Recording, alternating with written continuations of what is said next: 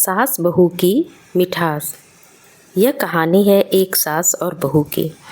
एक बार की बात है, रीमा की शादी हुई थी, लेकिन उसकी सास कमला देवी से उसका बिल्कुल भी मेल नहीं खाता था।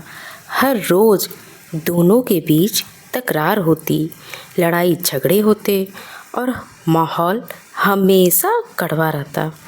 एक दिन गुस्से में रीमा मायके चली गई और अपने पापा से रोते हुए बोली, पापा, ये बूढ़ी औरत मुझे चैन से जीने नहीं देगी। मेरा जीना हराम कर दिया है। मैं अब और सह नहीं सकती। पिता ने शांत स्वर में कहा, बेटी, अगर तू चाहती है कि तेरी सास जल्दी चली जाए तो मेरे पास एक उपाय है। यह एक गुप्त दवा है। इसे रोज़ खाने के बाद पानी में घोलकर अपनी सास को दे देना। धीरे धीरे उसका अंत हो जाएगा। रीमा को जैसे नई राह मिल गई हो।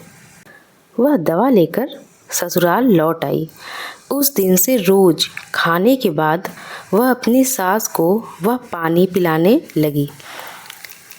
लेकिन अब रीमा के दिल में एक और ख्याल आने लगा।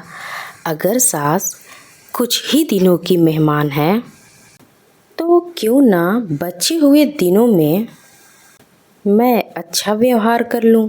आखिर जाते जाते वो मुझे याद तो अच्छे से करें।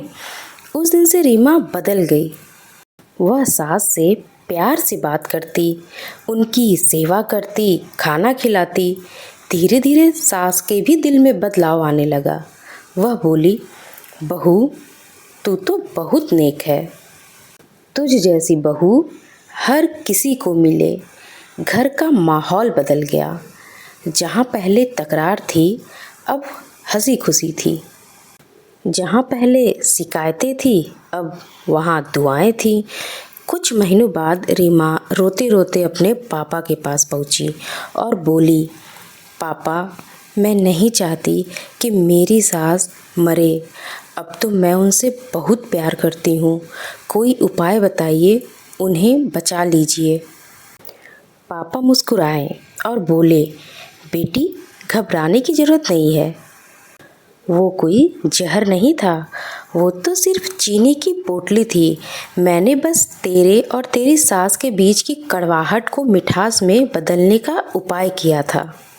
रीमा हैरान रह गई। आंखों से आंसू बह निकले।